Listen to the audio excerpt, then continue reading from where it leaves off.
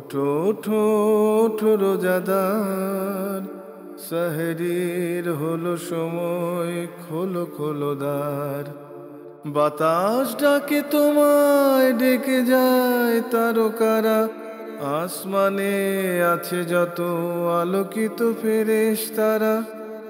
ওঠো ওঠো ওঠো রোজাদার, সেহরির হলো সময়, খোলো খোলো দ্বার। আসসালামু আলাইকুম ওরহমতুল্লাহি ওবরাকাতুহু। ইন্নাল হামদুলিল্লাহ ওয়াসসালাতু ওয়াসসালামু আলা রাসূলিল্লাহি ওয়া বা'দ। দূরে এবং কাছে, দেশ ও বিদেশে যে যেখানে বসে দেখছেন এনটিভির পর্দায় পবিত্র মাহে রমাদানের বিশেষ অনুষ্ঠান বিআরবি বরকতময় সাহারি, powered by BRB hospital limited এবং বিআরবি এমআরএস এর সৌজন্যে। প্রিয় দর্শক, আমরা অনুষ্ঠানের শুরুতেই শুনব মহাগ্রন্থ কোরআনুল কারীম থেকে তেলাওয়াত। সেহরির হলো সময়, খোলো খোলো দ্বার। أعوذ بالله من الشيطان الرجيم.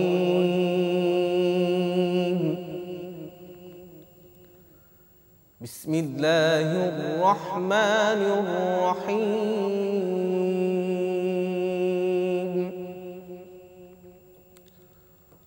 وأتموا الحج والعمرة لله،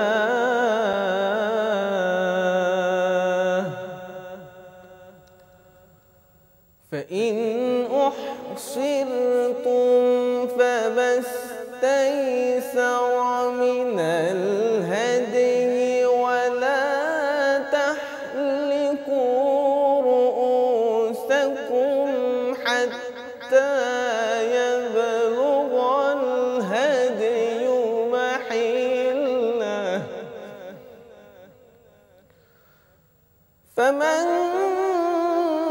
كان منكم مريضا أو به أذى من رأسه ففدية من صيام أو صدقة أو نسك، فإذا أمنتم فمن تمتع بالعمرة إلى الحج فما استيسر من الهدي،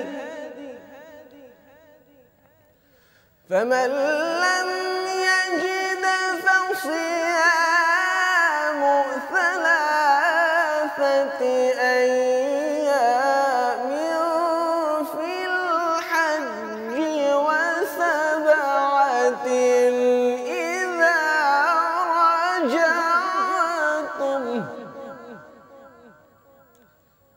تلك عشرة كاملة، ذلك لمن لم يكن أهله حاضر المسجد الحرام،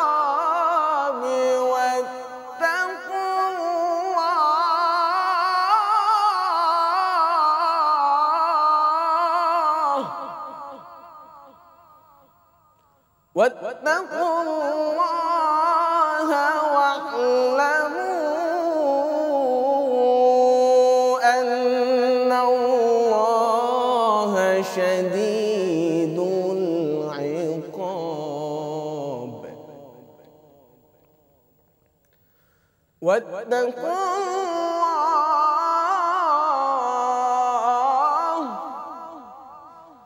واتقوا الله واعلموا أن الله شديد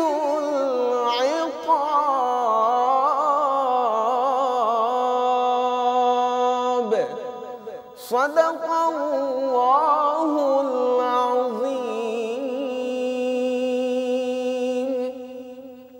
দর্শক, আমরা শুনলাম মহাগ্রন্থ পবিত্র কোরআনুল কারীমের তেলাওয়াত এ পর্বে রয়েছে তেলাওয়াতকৃত আয়াতের তাফসীর। সেহরির হলো সময়, খোলো খোলো দ্বার। বিসমিল্লাহ, আলহামদুলিল্লাহ, ওয়াসসালাতু ওয়াসসালামু আলা রাসূলিল্লাহ ওমান ওয়ালা আম্মা বা'দ। প্রিয় দর্শক শ্রোতা, রমজানের এই মুহূর্তে যারা যেখান থেকে আমাদেরকে দেখছেন সকলকে আন্তরিক শুভেচ্ছা ও অভিনন্দন জানিয়ে শুরু করছি আজকের তাফসির। আজকে আমি আলোচনা করব আপনাদের সামনে সূরা আল বাকারার 196 নম্বর আয়াত থেকে 199 নম্বর আয়াত পর্যন্ত ইনশাআল্লাহ। আল্লাহ রাব্বুল আলামিন এই সূরার শুরুতে যে এই আয়াতগুলোতে যে কথাগুলো বলেছেন সেটা হচ্ছে আতিমুল হাজ্জা ওয়াল উমরাতা লিল্লাহ, তোমরা আল্লাহর জন্য হজ এবং উমরাকে পরিপূর্ণ করো। ফাইন উহসিরতুম ফামাস্তাইসারা মিনাল হাদি, যদি তোমরা কুরবানির পশু পাঠিয়ে দিয়ে তোমরা বাধাগ্রস্ত হয়ে যাও, ফালা তাহলিকু রুউসাকুম হাত্তা ইয়াবলুগাল হাদিয়ু মাহিল্লাহ। আল্লাহ রাব্বুল আলামিন বলছেন ফালা তাহলিকু, তোমরা মাথা মুন্ডন করো না, রুউসাকুম তোমাদের মাথা, হাত্তা ইয়াবলুগাল হাদিয়ু মাহিল্লাহ, যতক্ষণ না কুরবানির পশু তার নির্ধারিত জায়গায় না পৌঁছে। ফামান কানা মিনকুম মারিদান আও বিহি আযাম মিন রাসিহি ফাফিদিয়াতুম মিন সিয়ামিন আও সাদাকাতিন আও নুসুক। আল্লাহ রাব্বুল আলামিন বলছেন তোমাদের মধ্যে যারা অসুস্থ থাকে অথবা কোনো বিষয়ে বাধাগ্রস্ত হয়ে যায় তারা যেন ফিদিয়া আদায় করে, সেটা হচ্ছে রোজা এবং সদাকা অথবা কুরবানি করার মাধ্যমে। প্রিয় দর্শক, হজ ইসলামের পঞ্চম স্তম্ভের গুরুত্বপূর্ণ 5টি স্তম্ভের একটি স্তম্ভ হচ্ছে হজ, যেটা আল্লাহ রাব্বুল আলামিন সকল মানুষের জন্য ফরজ করেননি, ফরজ করেছেন শুধুমাত্র ধনী মুমিন ব্যক্তিদের, সামর্থ্যবান মুমিনদের জন্য। আর এই হজ করার ক্ষেত্রে একটা শর্ত হচ্ছে, হজ ফরজ হওয়ার ক্ষেত্রে শর্ত হচ্ছে রাস্তা নিরাপদ হওয়া, অর্থাৎ যাতায়াত ব্যবস্থাটা নিরাপদ হওয়া। কোনো ব্যক্তি হজে সফর করা শুরু করেছেন, প্রতিমধ্যেই সে কোনো কারণে ইহরাম পরে সফর শুরু করেছেন, প্রতিমধ্যেই যদি বাধাগ্রস্ত হয়ে যায় তার জন্য কি হুকুম হবে, সেই হুকুমটাই আয়াতে আল্লাহ রাব্বুল আলামিন বর্ণনা করেছেন। তিনি বলেছেন যদি তোমরা কোনো কারণে বাধাগ্রস্ত হয়ে পড়ো তাহলে তোমরা কুরবানি করো, কুরবানি করে হালাল হয়ে যাবা। সেই ক্ষেত্রে এখানে মাসালা হচ্ছে যে হাদি পৌঁছাতে হবে। হাদি বলতে হচ্ছে কুরবানির পশু। এখন আমি প্রতিমধ্যে বাধাগ্রস্ত হয়ে গেলাম, সেখানে কুরবানির পশু কেউ হয়তো আগে পাঠিয়ে দিয়েছে অথবা সেখানে টাকা পাঠিয়ে দিবে। আমাদের হানাফি মাযহাবে যেটা বলা হয়েছে সেটা হচ্ছে কুরবানির পশুটা মক্কার হারাম এলাকায়, অর্থাৎ হারামের চতুর্পাশে যে কোনো জায়গায় সেখানে হাদি দিতে হবে বা কুরবানি করতে হবে। আর যে ব্যক্তি যেখানে বাধাগ্রস্ত হয়েছে সেখানে সে হালাল হয়ে যাবে, মাথা মুন্ডন করে হালাল হয়ে যাবে। কিন্তু ইমাম শাফি রাহিমাহুল্লাহ সহ ইমাম মালিক, ইমাম শাফি রাহিমাহুল্লাহ তারা বলেছেন যে যেখানে বাধাগ্রস্ত হবে সাথে হাদি থাকলে সেখানেই কুরবানি করতে পারবেন, সেটা জায়েজ আছে। তো আল্লাহ রাব্বুল আলামিন বলছেন কেউ যদি কুরবানি করতে সক্ষম না হয় তাহলে তার জন্য কি হবে, সে কুরবানি করতে পারছেন না এবং সে অসুস্থ, সে কি করবেন, তার জন্য আল্লাহ রাব্বুল আলামিন সহজ করে দিয়েছেন যে সে ব্যক্তি রোজা রাখবে অথবা ফিদিয়া দিবে, অর্থাৎ মিসকিনকে খাইয়ে দিবে। রোজার ব্যাপারে আল্লাহ রাব্বুল আলামিন এই আয়াতের শুরুর দিকে বলেছেন কেউ যদি রোজা রাখতে চায় তাহলে 3 দিন রোজা রাখবে। যে হজের মৌসুমের ওই এলাকায় তারা 3 দিন রোজা রাখবে, তারা এরপর বাকি 7 দিন রোজা রাখবে। ফিরে এসে অথবা সুবিধাজনক যে কোনো সময় তারা 7 দিন রোজা রাখলেই এই কুরবানি দিতে না পারলেও তার ফিদিয়া আদায় হয়ে যাবে। আল্লাহ রাব্বুল আলামিন আমাদের এই যে গুরুত্বপূর্ণ একটি মেসেজ দেওয়ার জন্য গুরুত্বপূর্ণ একটি ফরজ আমাদের উপরে দিয়েছেন, সেটা হচ্ছে হজ। হজ যে প্রতি বছর সারা পৃথিবী থেকে মুসলমানরা একসাথে হয়, তার উদ্দেশ্য হচ্ছে আল্লাহ রাব্বুল আলামিন সকল পৃথিবীর সকল ভাষা বর্ণের মানুষদেরকে একসাথে করে একটি মেসেজ দিতে চান। সেটা যেই মেসেজের মাধ্যমে সবাই এক সুরে এক জায়গায় এসে লাব্বাইক আল্লাহুম্মা লাব্বাইক, লাব্বাইক লা শারীকা লাকা লাব্বাইক, ইন্নাল হামদা ওয়ান নি'মাতা লাকা ওয়াল মুলক লা শারীকা লাক, এই হাজিরা যখন আল্লাহর দরবারে দিতে থাকে, মানুষ তার কৃতকর্মের কথা মনে করে আল্লাহর কাছে যখন তওবা করে, হাজ্জু আরাফার ময়দানে যখন সকল মানুষ আল্লাহর কাছে তওবা করে, আল্লাহ রাব্বুল আলামিন সকলকে ক্ষমা করে দেন এই হজের কারণে। আল্লাহর হাবিব সাল্লাল্লাহু আলাইহি সাল্লাম বলেছেন শয়তান সবচাইতে বেশি হতাশাগ্রস্ত হন আরাফাতের ময়দানে, কারণ একজন ব্যক্তি পিছনে শয়তান কাজ করতে করতে শয়তান একদম ব্যক্তিটাকে জাহান্নামের কিনারায় নিয়ে গেল, কিন্তু ওই ব্যক্তিকে আল্লাহ কবুল করেছেন। সে হজে গিয়ে তার কৃতকর্মের কথা মনে করে আরাফাতের ময়দানে দুহাত তুলে আল্লাহর কাছে তওবা করলে আল্লাহ রাব্বুল আলামিন আরাফাতের ময়দানে বান্দাকে এমনভাবে ক্ষমা করে দেন। আল্লাহ রাসূল সাল্লাল্লাহু আলাইহি সাল্লাম বলেছেন, রাজা কায়াউমিন ওলাদাথু উম্মু, একজন ব্যক্তি যখন হজ করে ফালা রাফাতা ওয়ালা ফুসুকা, সে কোনো অশ্লীল কথাবার্তা বললো না, ঝগড়াঝাটি করলো না, কোনো ফাসাদ সৃষ্টি করলো না, আর সে হজ করলো শুধুমাত্র আল্লাহর জন্য। সে হজ শেষে বাড়িতে এমনভাবে ফিরে আসে যেন সে আজকে মায়ের পেট থেকে ভূমিষ্ঠ হলো, অর্থাৎ আল্লাহ রাব্বুল আলামিন তার গুনাহগুলোকে মাফ করে নিষ্পাপ করে দেন। আর আল্লাহ রাসূল সাল্লাল্লাহু আলাইহি সাল্লাম বলেছেন, ওই দিন শয়তান সবচাইতে বেশি হতাশাগ্রস্ত থাকে, কারণ সারা পৃথিবীতে শয়তান বছরের পর বছর 60 বছর 70 বছর 50 বছর অসংখ্য বছর একজন ব্যক্তির পিছনে কাজ করে জাহান্নামের কিনারায় নিয়ে গিয়েছে। আর শুধুমাত্র হজ করতে এসে ওই বান্দা আল্লাহর নিদর্শন দেখে আল্লাহর কাছে কামনোবাক্যে তওবা করে, সে যখন তওবা করে আল্লাহ রাব্বুল আলামিন তাকে ক্ষমা করে দেন, একদম নিষ্পাপ বানায় দেন। সুবহানাল্লাহ ওয়া বিহামদি। আল্লাহ রাব্বুল আলামিনের হাবিব বলছেন, কেউ যদি হজ করতে এসে ফামান তামাত্তা, এর মধ্যে যদি কেউ তামাত্তু হজ করে বিল উমরাতি ইলাল হজ। তামাত্তু বলা হয় হজ করতে এসে উমরা করবে, প্রথমে উমরা করবে, তারপরে উমরা করে হালাল হয়ে যাবে, তারপরে আবার হজের এহরাম করবে, হজের কার্যাবলী সমাপ্ত করবে, এটাকে বলা হয় তামাত্তু হজ। এই তামাত্তু হজটা হচ্ছে আল্লাহ রাব্বুল আলামিনের কাছে সবচাইতে প্রিয়। সব হজই ফরজ, যে কোনো হজ করলেই আদায় হয়ে যাবে। হজ হচ্ছে 3 প্রকার, হজ্জে ইফরাদ, হজ্জে তামাত্তু, হজ্জে কিরান। হজ্জে ইফরাদ হচ্ছে শুধুমাত্র হজের নিয়ত করে একজন হাজী সাহেব ইহরাম পরে মাক্কাল মুকাররমায় যাবেন, তিনি তাওয়াফে কুদুম করবেন, তারপরে মিনায় অবস্থান করবেন, আরাফার ময়দানে যাবেন, মুজদালিফায় রাত্রি যাপন করবেন, শয়তানকে 3 দিন কঙ্কর নিক্ষেপ করবেন, তাওয়াফ করবেন, এরপরে সাই করবেন, মাথা মুন্ডন করবেন, এই কাজগুলো করবেন। এরপরে 10 তারিখে তিনি কুরবানিও করবেন। 10 তারিখে বড় শয়তানকে 7টি কঙ্কর নিক্ষেপ করে এরপর কুরবানি করে মাথা মুন্ডন করবেন, তখন তিনি হালাল হয়ে যান। আর তাওয়াফ এবং সাই করলে তিনি পরিপূর্ণ হাজি হয়ে যান। এটা হচ্ছে হজ্জে ইফরাদ। হজ্জে কিরান হচ্ছে একজন হাজি সাহেব উমরার নিয়তে ইহরাম পরবেন, তিনি প্রথমে কাবা শরীফে গিয়ে কাবাগর তাওয়াফ করবেন, সাফা মারওয়া সাই করবেন, কিন্তু তিনি হালাল হবেন না, ইহরাম অবস্থায় থেকে যাবেন। আবার 8 তারিখে তিনি এই অবস্থায় হজের জন্য বেরিয়ে যাবেন, তিনি হালাল হবেন না, সুগন্ধি ব্যবহার করবেন না, স্ত্রীর সাথে বৈধ স্ত্রীর সাথে তিনি মুজামাত করবেন না, অর্থাৎ একজন মুহরিম ব্যক্তির জন্য যে কাজগুলো হারাম হয়ে যায় সেই কাজগুলো তিনি করবেন না। তিনি আবার হজের কাজগুলো সমাপ্ত করবেন একসাথে। উমরা এবং হজের কাজ সমাপ্ত করার নাম হচ্ছে হজ্জে কিরান। আর হজ্জে তামাত্তু হচ্ছে হজ করতে এসে তিনি উমরা করে হালাল হয়ে যাবেন, তারপরে আবার হজের নিয়ত করে হজ আদায় করবেন। এটা হচ্ছে হজ্জে তামাত্তু। আল্লাহ রাব্বুল আলামিন এই আয়াতে কারিমাগুলোতে হজ্জের কার্যাবলীতে তামাত্তুর কথা উল্লেখ করেছেন। তামাত্তু যারা করবেন, ফামান লাম ইয়াজিদ ফাসিয়ামু সালাসাতি আইয়ামিন ফিল হজ্জি ওয়া সাবআতুন ইযা রাজাতুম। আল্লাহ রাব্বুল আলামিন এখানে বলছেন, যে ব্যক্তি তামাত্তু করার নিয়ত করে আসলো কিন্তু সাথে হাদি নেই, অর্থাৎ কুরবানির পশু নেই, তার জন্য আল্লাহ রাব্বুল আলামিন সহজ করে দিলেন, তিনি রোজা রাখবেন, 3 দিন রাখবেন।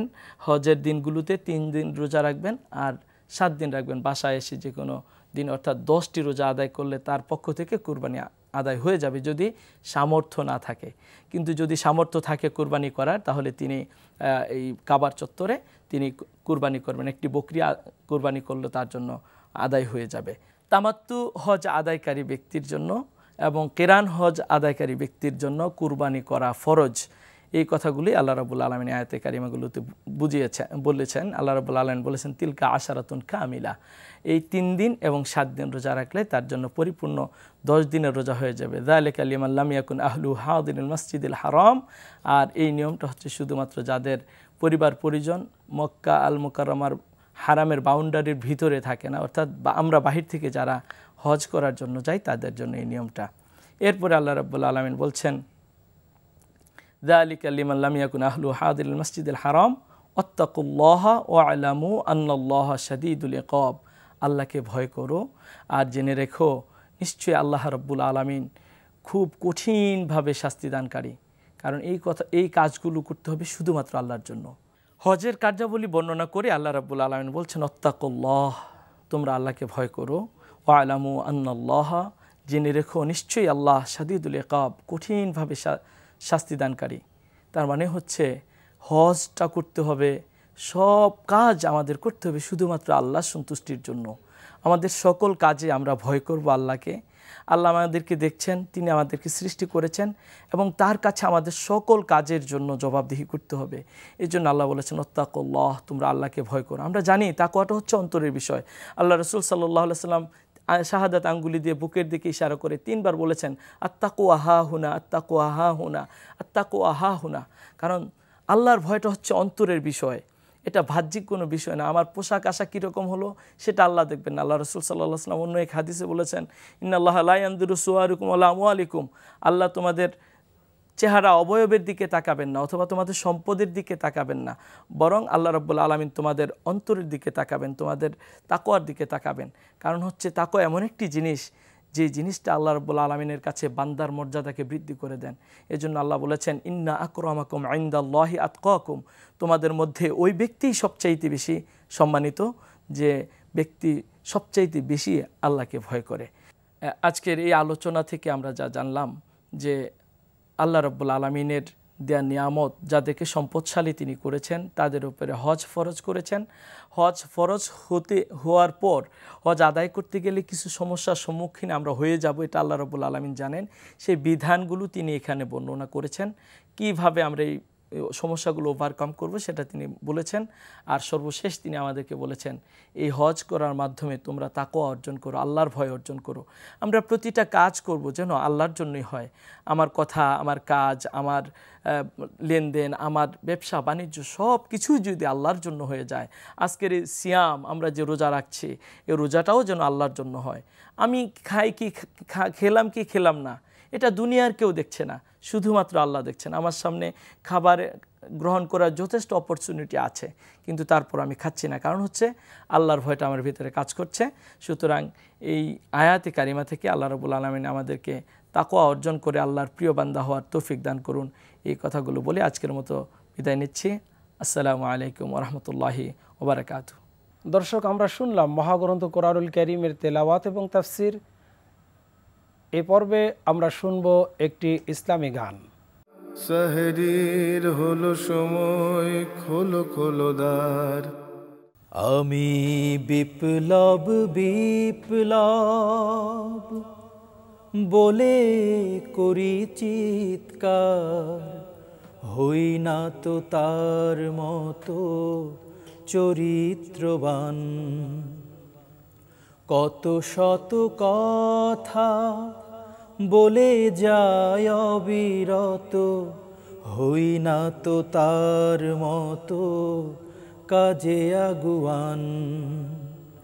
হে প্রিয় রাসূল, আমি তোমার পথে হেঁটে ঝলমলে করব ঈমান। হে প্রিয় রাসূল, আমি তোমার পথে হেঁটে ঝলমলে করব ঈমান। আ আ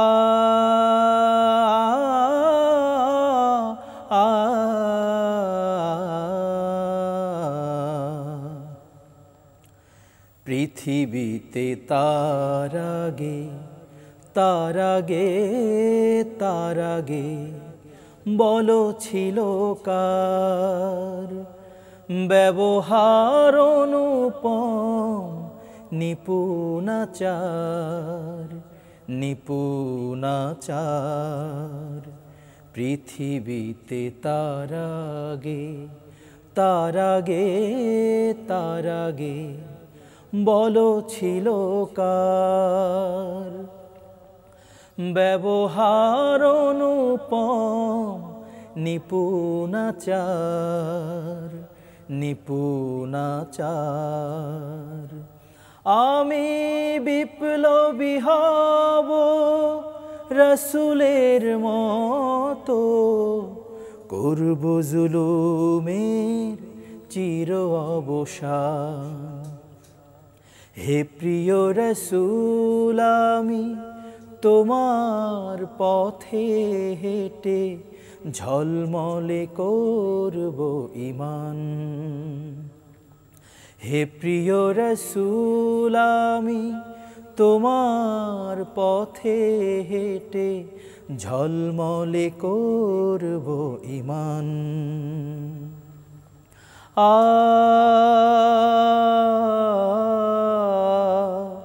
আ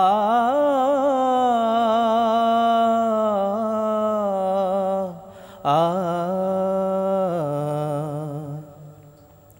কত শত বিপ্লবী বিপ্লবী বিপ্লবী সপেছে জীবন, তাকে দেখে গড়েছে নিজের মনন, নিজের মনন। কত শত বিপ্লবী বিপ্লবী বিপ্লবী সপেছে জীবন, তাকে দেখে গড়েছে নিজের মনন, নিজের মনন। আমি উদ্যমী হব রাসূলের প্রেরণায়, করব সুপথে চির আহ্বান। হে প্রিয় রাসূল আমি তোমার পথে হেঁটে ঝলমলে করব ঈমান। হে প্রিয় রাসূল আমি তোমার পথে হেঁটে ঝলমলে করব ঈমান। দর্শক, এ পর্বে আপনাদের জন্য রয়েছে প্রতিদিনের নিয়মিত বিষয়ভিত্তিক আলোচনা। সাহরির হলো সময়, খোলো খোলো দ্বার। আজকের বিষয় হচ্ছে সিয়ামের গুরুত্ব এবং তাৎপর্য। আর এই বিষয়ের উপরে আলোচনা করার জন্য আমরা স্টুডিওতে দুজন স্বনামধন্য দেশবরেণ্য আলেমে দ্বীনকে মেহমান হিসাবে দাওয়াত দিয়েছি। আসুন সর্বপ্রথম আমরা আপনাদেরকে আমাদের মেহমানদের সাথে পরিচয় করিয়ে দিচ্ছি। প্রথমেই রয়েছেন বিশিষ্ট ইসলামী চিন্তাবিদ হাফেজ মাওলানা শরীফ আহমদুল্লাহ, খতিব, মুন্সিবাড়ি জামে মসজিদ, ঢাকা। আসসালামু আলাইকুম ওয়া রাহমাতুল্লাহি ওয়া বারাকাতুহু। ওয়ালাইকুম আসসালাম ওয়া রাহমাতুল্লাহ। এরপরেই রয়েছেন বিশিষ্ট আলেমে দ্বীন, শিক্ষাবিদ জনাব হাফেজ মাওলানা আব্দুল কুদ্দুস, ভাইস প্রিন্সিপাল তানজিবুল উম্মাহ, মোহাম্মদপুর, ঢাকা। আসসালামু আলাইকুম ওয়া রাহমাতুল্লাহি ওয়া বারাকাতুহু। ওয়ালাইকুম আসসালাম ওয়া রাহমাতুল্লাহ। আপনারা কেমন আছেন? আলহামদুলিল্লাহ, আপনি কেমন আছেন? আপনাদের দুজনকে স্টুডিওতে মোবারকবাদ জানাচ্ছি। আপনাকেও ধন্যবাদ জানাচ্ছি। পবিত্র মাহে রমাদান, সিয়ামের মাস, সাধনার মাস। সিয়াম সাধনা দিয়েই এ মাসকে আমরা বরণ করে নিব এবং সিয়াম সাধনার মধ্যেই আমরা ব্রতী থাকব। এই জন্য আমরা এ বিষয়টি আলোচনার শুরুর দিকেই আমরা নিয়ে এসেছি। আমরা আজকে এ বিষয়ে মেহমানদের কাছ থেকে গুরুত্বপূর্ণ আলোচনা শুনব। আমি প্রথমেই মাওলানা শরীফ আহমদুল্লাহ সাহেবের কাছে জানতে চাইব যে সিয়ামের সংজ্ঞাটা কী এবং সিয়ামের গুরুত্বটা কী? আলহামদুলিল্লাহ, ধন্যবাদ ভাই উপস্থাপক সুন্দর আলোচনার প্রশ্ন করার জন্য। তো সম্মানিত দর্শক, আমরা রমজান মাসে উপনীত হয়েছি। তো আমরা সবাই জানি যে আমরা যেটাকে রোজা বলি, আসলে রোজা একটা ফার্সি শব্দ। কোরআন এবং হাদিসের ভাষায় সেটাকে বলা হয় সিয়াম। যেমন আল্লাহ সুবহানাহু ওয়া তাআলা বলেন, ইয়া আইয়ুহাল্লাযীনা আমানু কুতিবা আলাইকুমুস সিয়াম কামা কুতিবা আলাল্লাযীনা মিন ক্বাবলিকুম লাআল্লাকুম তাত্তাকুন। তো কোনো একটা বিষয় জানতে গেলে যদি বিষয়ের নলেজটা আমাদের পুরোপুরি থাকে তাহলে আমাদের আমল করার জন্য সহজ হয়। তো আল্লাহ সুবহানাহু ওয়া তাআলা সিয়াম শব্দটা ব্যবহার করেছেন। তো সিয়াম শব্দের অর্থ হচ্ছে বিরত থাকা, আল ইমসাক, আল মানিয়া, আর তামনা, অর্থাৎ বিরত থাকা যে কোনো কাজ থেকে। তো এখানে কথা, কাজ এবং যে কোনো অশ্লীল কাজ বা যে কোনো কিছু থেকে বিরত থাকাকে সিয়াম বলা হয়। যেমন ফাকুলি ইন্নি নাজারতু লির-রহমানি সাওমান ফালান উকাল্লিমা আল-ইয়াওমা ইনসিয়া। তো হযরত মারিয়াম আলাইহিস সালামকে যখন আল্লাহ তাআলা বলেন যে তুমি বলো যে আমি কোনো মানুষের সাথে কথা বলবো না, তো এখানে যে ফাকুলি ইন্নি নাজারতু লির-রহমানি সাওমান, যে আমি রহমানের জন্য সওম নির্ধারণ করেছি, নজর করেছি, মান্যত করেছি যে আমি কথা ফালান উকাল্লিমা আল-ইয়াওমা ইনসিয়া, তো বোঝা যাচ্ছে যে সিয়াম মানে হচ্ছে যে কোনো ধরনের বিরত থাকা, সেটা কথা থেকেও বিরত থাকা হবে এবং কাজ থেকেও বিরত থাকা হবে। সিয়াম আসলে কাকে বোঝায় এটা যদি আমরা ক্লিয়ারলি জানতে চাই, তবে মোল্লা আলী কারি রহমতুল্লাহ আল্লাহ যে সংজ্ঞাটা দিয়েছেন যে হুয়াল ইমসাক আনিল আকলি ও শুরবি অল জিমাই মিনাস সুবহি ইলাল মাগরিবি মান নিয়া। জি, কেউ কেউ বলেছেন বিরিদা ইল্লাহি সুবহানাহু ওয়া তাআলা, যে হুয়াল ইমসাক আনিল আকলি ও শুরবি, যে খাওয়া এবং পান করা থেকে বিরত থাকা, স্ত্রী ব্যবহার থেকে বিরত থাকা, মিনাস সুবহি ইলাল মাগরিবি, সুবহে সাদিক থেকে নিয়ে সূর্যাস্ত পর্যন্ত সময়ে মান নিয়াতে নিয়ত সহকারে, এটাই হচ্ছে সিয়াম। এটা আমাদের রোজা, জি, এটা আমাদের রোজা, আমাদের উম্মতে পরিবেশ- মুহাম্মাদের রোজা। উম্মতে মুহাম্মাদের এই রোজা। তো এখন কথা হচ্ছে যে রোজা যেটা আমরা পালন করি, সিয়াম যেটা পালন করি, তো দেখেন যে সিয়াম সংক্রান্ত যে আলোচনাগুলো হয় আমাদের দেশে, সবাই ইয়া আইয়ুহাল্লাযীনা আমানু কুতিবা আলাইকুমুস সিয়াম কামা কুতিবা আলাল্লাযীনা মিন ক্বাবলিকুম লাআল্লাকুম তাত্তাকুন, এই আয়াত আমরা সবাই শুনি। তো এইখানে ভূমিকা পড়বে আমাদের কিছু আলোচনা, যদি আমাদের ব্রেনে থাকে তাহলে আমলটা আমাদের জন্য আরও সহজ হয়ে যাবে। যেমন আল্লাহ তাআলা বলতেছেন কামা কুতিবা আলাল্লাযীনা মিন ক্বাবলিকুম, যেমনভাবে ফরজ করে দেওয়া হচ্ছিল তোমাদের পূর্ববর্তী জাতিসমূহের উপরে। তো পূর্ববর্তী জাতিসমূহের উপরে আসলে কারা আমাদের পূর্ববর্তী জাতি এবং তাদের প্রতি কীরকম রোজা ছিল, এটা সংক্ষেপে আমি বলবো। যে মানব জাতির সর্বপ্রথম মানব হচ্ছেন হযরত আদম আলাইহিসসালাম। আদম আলাইহিসসালামকে আল্লাহ তাআলা বললেন যে আলা তাকরাবা হাযিহি শাজারা ফাতাকুনা মিনাজ জালিমিন, যে তুমি ওই গাছের কাছেও যাবে না, অর্থাৎ গাছের নিকটে যাওয়া থেকে তুমি বিরত থাকবে। এটা হযরত আদম আলাইহিস সালামের জন্য বিরত থাকা, এটাও একটা সিয়াম। তো হযরত আদম আলাইহিস সালাম সিয়াম পালন করেছেন, গাছের নিকটে যান নাই, যে তুমি সব কিছু খাও, সব জায়গায় ঘুরো, পুরা বেহেশত তুমি পদচারণা করো, ঠিক আছে, কিন্তু লা তাকরাবা হাযিহি শাজারা, তুমি এই গাছের ধারে কাছেও যাবে না, ফাতাকুনা মিনাজ জালিমিন, তুমি জালেমদের অন্তর্ভুক্ত হয়ে যাবে। এভাবে হযরত আদম আলাইহিস সালাম থেকে শুরু করে হযরত ঈসা আলাইহিস সালাম পর্যন্ত যত নবী রাসূল ছিলেন সকলের উপরেই এই সিয়ামটা ফরজ ছিল, তবে পদ্ধতিগত ভিন্ন ছিল। যেমন আল্লাহ তাআলা বলতেছেন যে লিকুল্লিন জাআলনা মিনকুম শিরআ ওয়া মিনহাজা, যে ওয়ালাউ শাআল্লাহু লাজআলাকুম উম্মাতান ওয়াহিদা, যে আল্লাহ তাআলা প্রত্যেক জাতির জন্য ভিন্ন ভিন্ন শরীয়ত দিয়েছেন। আল্লাহ তাআলা ইচ্ছা করলে সকল জাতিকে একরকম শরীয়ত দিতে পারতেন, কিন্তু ওয়ালা কিল্লিয়াবলুয়াকুম ফিমা আতাকুম ফাস্তাবিকুল খায়রাত, আল্লাহ তাআলা বলতেছেন যে আমি আসলে শরীয়তের এই ভিন্নতা এই কারণে দিয়েছি যে আমি তোমাদেরকে পরীক্ষা করতে চাই যে কে আসলে কল্যাণময় কাজের ভিতরে এগিয়ে আসে। সুতরাং রমজান একটা এরকম একটা কল্যাণময় কাজ। মুহাদ্দিসিনে কেরাম বলেন যে সিয়াম এবং সালাত এই দুটো ইবাদত হযরত আদম আলাইহিস সালাম থেকে শুরু করে উম্মতে মুহাম্মাদি পর্যন্ত প্রত্যেক জাতির জন্যই ছিল, কম আর বেশি। সুতরাং এই যে সিয়ামটা বিরত থাকা, এবং সিয়াম হচ্ছে যে আল্লাহ তাআলার বিরদাইল্লাহি সুবহানাহু ওয়া তাআলা, আল্লাহ তাআলা সন্তুষ্টির জন্য রোজা রাখা, কাউকে দেখানোর জন্য নয় আর বা কাউকে বোঝানোর জন্য নয়। তো সুতরাং আমরা সিয়ামটাকে বুঝলাম যে হুয়াল ইমসাক আনিল আকলি ওয়া শুরবি ওয়াল জুমাই মিনাস সুবহি অনেক ইলাল সুন্দর মাগরিব। বলছিলেন। সিয়ামের সংজ্ঞাটা আপনার কাছ থেকে মোটামুটি একটা ধারণা এসেছে। যে আমি এখন যাব মাওলানা আব্দুল কুদ্দুস সাহেবের কাছে, আপনার কাছে জানতে চাইবো যে এই যে রোজা পূর্বের জাতির জন্য বিভিন্ন কায়দায় ফরজ ছিল, আমাদের জন্য একটি মাস আল্লাহ ফরজ করে দিলেন, একটি মাস ব্যাপী, কেন দিলেন, এর গুরুত্বটা কি, এর তাৎপর্য কি? শুকরান জাযাকাল্লাহ।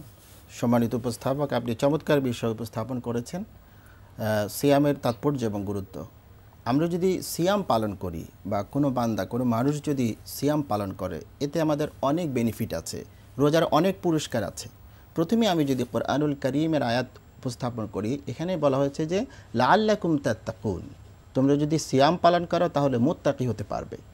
আল্লাহ সুবহানাহু ওয়া তাআলার কাছে পৃথিবীর ধন সম্পদ এগুলো গুরুত্ব পায় না। সূরা হুজুরাত আল্লাহ বলেছেন আকরামাকুম ইনদাল্লাহি আতকাকুম, তার মানে রোজা রাখলে তুমি মুত্তাকি হতে পারবে। এখানে মুত্তাকি সংজ্ঞানে অনেকেই বলে থাকেন আল্লাহ সুবহানাহু ওয়া তাআলাকে ভয় করা। ভয়ের আমরা তিনটা ভয় ব্যবহার করতে পারি, আল্লাহ পাকের ভয়, ভক্তি এবং ভালোবাসা। আর এই রোজার মাধ্যমে আল্লাহ সুবহানাহু ওয়া তাআলা আমাদেরকে অনেকগুলো পুরস্কারে ঘোষণা করেছেন। প্রথমত আমাদের হযরত যে বিষয়গুলো বললেন যে এই রোজা আমাদের অনেক কিছু থেকে দূরে রাখে, বারণ করে। যেরকম নামাজ মানুষকে অশ্লীল এবং অনেক খারাপ কাজ থেকে বিরত রাখে, ইন্নাস সালাতা তানহা আনিল ফাহশাই ওয়াল মুনকার, ঠিক এমনিভাবে নবী করিম সাল্লাল্লাহু আলাইহি ওয়াসাল্লাম তিনি বলেছেন ক্বাদ জাআকুম ইয়াউমুস সাওমি আহাদুকুম ফালা ইয়ারফুস ওয়ালা ইয়াসখার ওয়ালা ইয়াজহাল, তোমাদের মাঝে যখন রমাদান আগমন করে তখন সিয়াম পালন করো, ফালা ইয়ারফুস, তোমরা ফাহিশা কথাবার্তা থেকে বিরত থাকো, ওয়ালা ইয়াসখর, তোমরা চেঁচামেচি অহেতুক কথাবার্তা থেকে তোমরা বিরত থাকো, ওয়ালা ইয়াজহাল, তোমরা মূর্খতা দেখাবে না। এখানে অনেক মানুষ আছে বেরোজগার, তারা ঝগড়া ফাসাদে লিপ্ত হয়। মুমিনের একটা পরিচয় হচ্ছে ওয়া ইবাদুর রহমান আল্লাযীনা ইয়ামশুনা আলাল আরদি হাওনা ওয়া ইযা খাতাবাহুমুল জাহিলুনা ক্বালু সালামা। তোমার সাথে কেউ যদি ইচ্ছে করে বেহুদা কথাবার্তায় লিপ্ত হতে চায়, ঝগড়ায় লিপ্ত হতে চায়, তুমি সেগুলো থেকে বিরত থাকো। তুমি বলো ফাকাল ফালিয়াকুল ইন্নী সাইম, আমি রোজাদার, সুতরাং আমি ফাহিশা কথাবার্তা থেকে বিরত থাকব, আমি চেঁচামেচি অশ্লীল কথাবার্তা থেকে বিরত থাকব, এবং আমি ওয়ালা ইয়াজহাল, মূর্খতা দেখাবো না। নবী করিম সাল্লাল্লাহু আলাইহি ওয়াসাল্লাম আরও বলেছেন, কুল্লু আমালিন ইবনি আদম ইল্লা সাইম লাহু। আল্লাহ তাআলা আমাদের ইবাদতের জন্য অনেকগুলো বিষয়, অনেকগুলো ইবাদত আমাদের জন্য নির্ধারণ করেছেন। ওমা খালাকতুল জিন্না ওয়াল ইনসা ইল্লা লিয়াবুদুন। কিন্তু এই সিয়ামের যেই গুরুত্ব, সিয়ামের যে তাৎপর্য, নবীজি বলছেন কুল্লু আমালিন ইবনি আদম। তো শায়েখ খুব সুন্দর করে বলছিলেন, আপনার কাছেই আবারও আসি, যে আপনি বলতেছিলেন যে রমজান হচ্ছে সমস্ত জাহালিয়াত থেকে ফিরে থাকা, মূর্খতা থেকে, ঝগড়া ফাসাদ থেকে ফিরে থাকা। এমনকি নবী করিম সাল্লাল্লাহু আলাইহি ওয়াসাল্লাম বলেছেন, যদি তোমাদের সাথে কেউ ঝগড়ায় লিপ্ত হতে চাও, মারামারিতে লিপ্ত হতে চায়, তোমরা বলো ইন্নী সাইম, আমরা রোজাদার। এই বিষয়টি আপনি যদি সুন্দরভাবে আরও বলেন দর্শকদেরকে, যে রোজা আমাদেরকে আসলে বাস্তব জীবনে কী শিক্ষাগুলি দিচ্ছে। বাস্তব জীবনে আমাদেরকে রোজা শিক্ষা দেয় আল্লাহ ভীতি, আল্লাহ পাক যতগুলো বিধান দিয়েছেন সেই বিধানগুলো পালন করা। আমরা রোজা থেকে আরও যে বিষয়গুলো শিখতে পারি, টাইম ম্যানেজমেন্ট। এই জীবনে রোজা আমাদের জন্য একটি নিয়ামত। ঠিক এমনিভাবে আমি যেটা নিজ উপলব্ধি করতে পারি, সেটি হচ্ছে সময় আমাদের জন্য একটা গুরুত্বপূর্ণ নিয়ামত। এই যে দেখুন, আমরা 30টি বা 29টি সিয়াম পালন করব। এই সিয়াম পালন করতে গিয়ে নির্দিষ্ট সময় আমাদেরকে ঘুম থেকে জাগ্রত হতে হবে, নির্দিষ্ট সময় আমাদেরকে সূর্য উদয়ের পূর্বে সাহারি গ্রহণ করতে হবে। এর বাইরে কিন্তু আমি চাইলে আমি কিন্তু ফজরের পরে সাহারি গ্রহণ করতে পারবো না। আবার ঠিক একটি সময় আল্লাহ তাআলা যে বিধান দিলেন, তুমি কি করবে, সূর্য অস্ত যাওয়ার পর তুমি ইফতার করবে। চাইলে কোনো মানুষ কিন্তু এর 1 মিনিট পূর্বেও কিন্তু ইফতার করতে পারবে না। সে ইফতার হয়তো করলো, কিন্তু আল্লাহর বিধান সে পালন করলো না। এমনিভাবে প্রত্যেকটি বিষয়ে এই যে সময় ব্যবস্থাপনা আমরা পাচ্ছি, আল্লাহ পাকের নিয়ামত। এতে করে একজন প্রকৃত সফল মুমিনকে কিভাবে গঠন করা যায়, তৈরি করা যায়, রোজা আমাদেরকে সেটাই শিক্ষা দিচ্ছে। আমরা পারিবারিক জীবন, ব্যক্তি জীবনে, সামাজিক জীবনে আমরা সময়ের যে ব্যবহারটা আপনি বলছিলেন, তাকওয়ার মাস হচ্ছে রমাদান, রমজান এসেছেই তাকওয়া অবলম্বন করা, এই শিক্ষাটা দেওয়ার জন্য। এই তাকওয়া কিভাবে বাস্তব জীবনে প্রয়োগ করব? মনে করেন একজনে ইমানদার, নামাজও পড়ছে, রোজাও রাখছে, সাহারি খাচ্ছে, ইফতারি করছে, তাসবিহ তাহলিল পড়ছে, কিন্তু সে সুদ খাচ্ছে, সে ঘুষ খাচ্ছে, সে দিনের বেলা জেনা ব্যভিচারের, যে আল্লাহ পাক বলেছেন জেনা ব্যভিচারের কাছেও যেও না, জেনা ব্যভিচারের যে উপকরণগুলি আছে, সে বেমালুম রোজা রেখে রেখে সেই জেনা ব্যভিচারের উপকরণগুলি চোখে দেখছে, কানে শুনছে, মন দিয়ে উপলব্ধি করছে। এই বিষয়গুলোর ক্ষেত্রে তাকওয়া কিভাবে অবলম্বন করা যায়? যে কথা বলেছেন, আল-ইমসাকু আনিল আকলি ওয়াশ শুরবি ওয়াল জিমাই ওয়া গায়রি যালিক, অন্য বর্ণনায় পাওয়া যায়। আমি সারাদিন পানাহার থেকে বিরত থাকলাম, আমি সিয়াম পালন করলাম, কিন্তু আমার চিন্তায়, চেতনায়, ধ্যানে যদি কোনো আল্লাহ বিরোধী কর্মকাণ্ড থাকে, আমি একজন ব্যবসায়ী, আমি রোজা থেকে কিন্তু আমি ব্যবসা কাউকে ঠকাতে পারি না, আমি সুদ খেতে পারি না, আমি তো জেনা তো দূরের কথা, তার কাছেও যেতে পারি না, যেটা কোরআন আমাদেরকে বলছে ওয়ালা তাকরাবুজ জিনা ইন্নাহু কানা ফাহিশা। সুতরাং এই রোজার মাধ্যমে আমরা সেগুলো প্র্যাকটিস করব। আরও আছে এই যে কথাবার্তায়, লেনদেনে, আমাদের যে আমানা, ইমানের যে বিষয়, লা ইমান আলিমাল্লা আমানাতা ওয়ালা দীন আলিমাল্লা আহাদালা, আমরা কি করব, আমানতের যে খেয়ানত করা, এই রোজা কিন্তু আমাদেরকে সে কথাই শিক্ষা দেয় যে আমাকে ব্যালেন্স লাইফ করতে হবে, ব্যালেন্স লাইফ লিভ করতে হবে। আল্লাহ তাআলা আমাকে যতটুকু বিধান দিয়েছেন, মামা আতাকুমুর রাসূল ফাখযুহু ওয়া মা নাহাকুম আনহু আপনার কাছে ফান্তাহু। আপনি সুন্দর আলোচনা করতেছিলেন। আমি অল্প সংক্ষেপে আপনার কাছে জানতে চাইবো যে রোজা যে আমাদেরকে বিধি নিষেধ দিল, এই বিধি নিষেধগুলি জীবনের প্রতিটি ক্ষেত্রে মেনে নেওয়ার নামই হচ্ছে তাকওয়া। তো এইটা যদি আপনি সংক্ষেপে 1 মিনিটে বলেন। আলহামদুলিল্লাহ। দেখুন, আল্লাহ তাআলা কোরআনের যে আয়াতে রোজার কথা বললেন যে লাআল্লাকুম তাত্তাকুন, যাতে করে তোমরা মুত্তাকি হতে পারো। তো মুত্তাকি আমরা হই, এটা হচ্ছেন আল্লাহর চাওয়া। আল্লাহ চাচ্ছেন যে তোমরা মুত্তাকি হয়ে, পরিপূর্ণরূপে মুত্তাকি হয়ে জান্নাতে দাখিল হয়ে যাও। তো এখন এই মুত্তাকি হওয়াটা মানে কেন দরকার, বা কী কারণে আল্লাহ তাআলা চাচ্ছেন? মূল কথা হচ্ছে যে তাকওয়া অবলম্বন করা, এটা হচ্ছে আল্লাহ তাআলার মালিকানা। আল্লাহ তাআলা অন্য আয়াতে বলেছেন হুয়া আহলুত তাকওয়া ওয়া আহলুল মাগফিরা, তাকওয়ার মালিক আল্লাহ, মাগফিরাতের মালিকও আল্লাহ। সুতরাং তাকওয়া আমাদের অর্জন করতে হবে।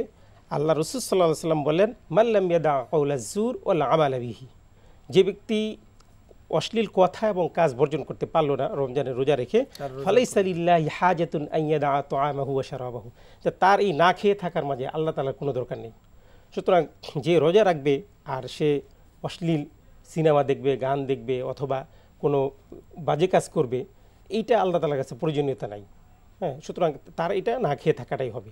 সুতরাং যখন আমরা ওই তাকওয়া অবলম্বনের প্রশ্ন আসবে যে আসলে আমরা কতটুকু তাকওয়াবান হলাম, দেখেন যে রোজাটা আমাদেরকে এইভাবে তাকওয়া দিচ্ছে। উদাহরণ কি দিতে পারবেন যে তাকওয়া কত সতর্কতা অবলম্বন করা? তাকওয়া সতর্কতা দেখেন যে আল্লাহ তাআলা নিজেই বলতেছেন যে ফা ইন্নাস সাওমু লি ওয়া আনা আজজি বিহি, যে বান্দা আমার জন্য রোজা রাখে, আমি এর প্রতিদানটা দিব। তো বান্দা আমার জন্য কেন রাখে? বান্দা তো বাথরুমে যেয়ে পানি খায় না, বান্দা তো পানিতে গোসল করার সময় নদীতে ডুব দিয়ে পানি খায় না।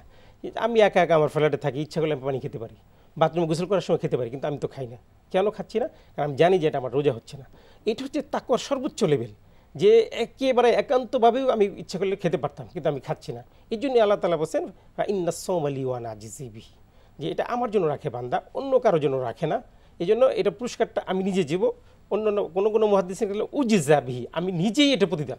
শুধু তাই নয়, দেখবেন যে ওযু করতে গিয়ে গড়গড়া যে কুলি করতে হয়, সেই গড়গড়া কুলিটাও কিন্তু অনেকে করে না। যদি পানি একটুখানি ভিতরে ঢুকে যায় তাহলে আমার রোজাটা নষ্ট হবে। তাহলে সামান্য পানি ভিতরে চলে যাবে, এতে ওযু নষ্ট হবে, আমার রোজা নষ্ট হয়ে যাবে। এটা যদি তার এই ভয়টা থাকে, তাহলে তার জীবনের প্রত্যেকটি ক্ষেত্রে সে যদি আল্লাহর হুকুম প্রতিপালন করে, তাহলে কিভাবে বাস্তব জীবনে তাকওয়া অবলম্বন করা হয়?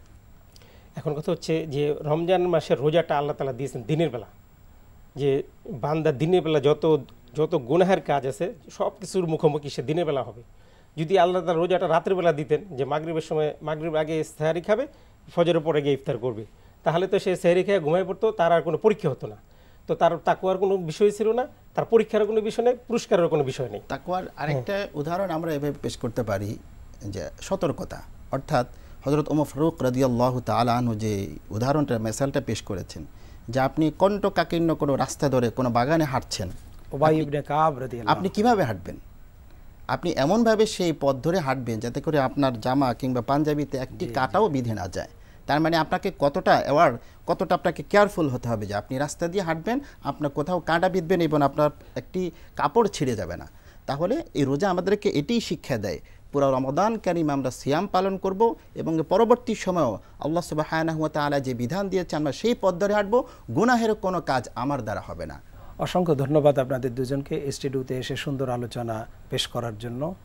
দর্শক, আমরা একেবারে অনুষ্ঠানের শেষ প্রান্তে চলে এসেছি। আপনারা দেখছিলেন বিষয় আলোচনা চলতেছিল তাকওয়া, রমজানের গুরুত্ব এবং তাৎপর্য। তাকওয়া হচ্ছে এক কথায় আল্লাহ পাক যা আদেশ করেছেন তা মেনে নেওয়া, আল্লাহর আদেশ মানার ক্ষেত্রে কোনো প্রকার শৈথিল্য অবহেলা প্রদর্শন না করা, এবং আল্লাহ যা নিষেধ করেছেন তার থেকে পূর্ণ মাত্রায় ফিরে থাকা, অর্থাৎ আদেশ এবং নিষেধ দুটোকে হুবহু পালন করা, চেষ্টা করা, এটাই হচ্ছে তাকওয়া। এই তাকওয়া রমজান আমাদেরকে রোজা প্রতিপালনের মাধ্যমে শিক্ষা দিল। আল্লাহ পাক যেন আমাদেরকে তাকওয়াবান হিসাবে কবুল করে নেন। আপনারা দেখছিলেন বিআরবি বরকতময় সাহারি, powered by BRB hospital limited এবং বিআরবি এমআরএসের সৌজন্যে। দর্শক, আগামী পর্ব দেখার আমন্ত্রণ জানিয়ে বিদায় নিচ্ছি। হাজা মা ইনদি ওয়াল ইলমু ইনদাল্লাহ আলাইহি তাওয়াক্কালতু ওয়া ইলাইহি উনীব। আসসালামু আলাইকুম ওয়া রাহমাতুল্লাহি ওয়া বারাকাতুহু। রমজানে ঘিরে আছে কত রহমত, আছে কদরের রাত বরণে আমার। ওঠো রোজাদার পড়ো কোরআন।